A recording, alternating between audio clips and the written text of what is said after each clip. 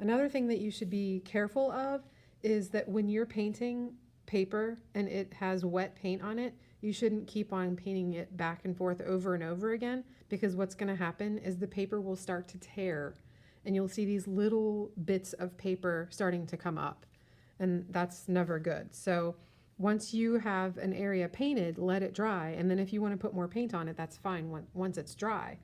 But you don't want to keep on scrubbing the paper with your paintbrush, because that's just going to make it deteriorate.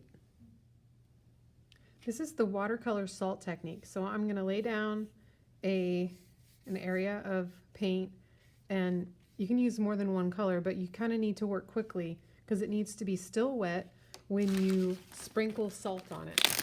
So the paint pretty much needs to still be a little puddly on the paper. And then when the salt and the paint dry, the salt crystallizes and it creates an interesting patterny design. This technique is blending from one color to another. So if you start with one color, paint a little area, and then rinse your brush off and get the next color.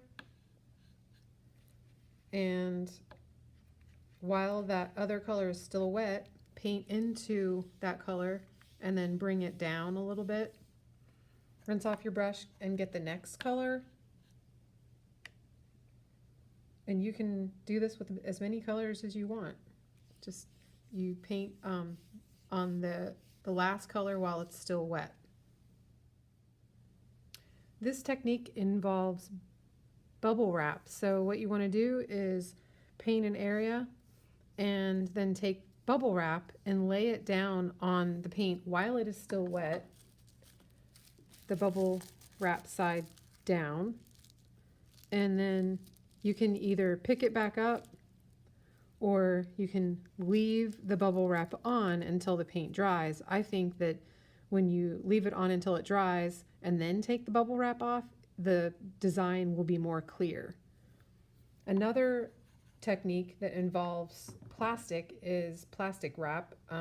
So what you would do is paint an area, and then while the paint's still wet, lay plastic wrap on it, and you can kind of play around with the wrinkles of the plastic wrap.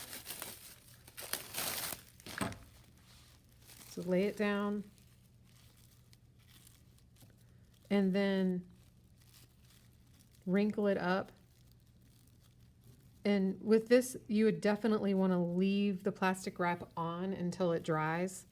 And then when it dries, you peel it off and you have a really interesting pattern.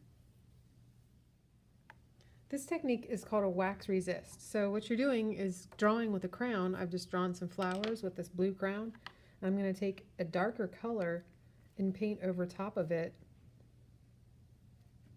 And the crown will resist, or the wax will resist the paint and show through it. This technique involves using blue painter's tape. So what you want to do is take the tape and lay it down on the paper in a design. And what I like to do is put it on my clothes and then peel it off a couple times, because that will make it so it's not as sticky, and when you peel it off the paper, it won't tear the paper as much or at all. So you take tape and put it on there, and then you can paint over it, and the tape will actually resist the paint. And then when it dries, you can peel off the tape and that part is left white. When you are doing a landscape painting or a still life painting, I have a little landscape painting that I started here. You should always start with the background first. And when you have an area that you've painted and you're ready to start painting an area next to it, you should always wait for the first area to dry before you paint the next area. Because if you don't wait for it to dry, then if I painted this sun when the sky was still wet, the yellow of the sun would run into the background. So this is dry. I painted it a little while ago. And so I'm going to take my yellow and paint right in the sun, paint my yellow in the sun, and that's not going to run. It's not going to bleed together. And it's just going to stay right where I want it.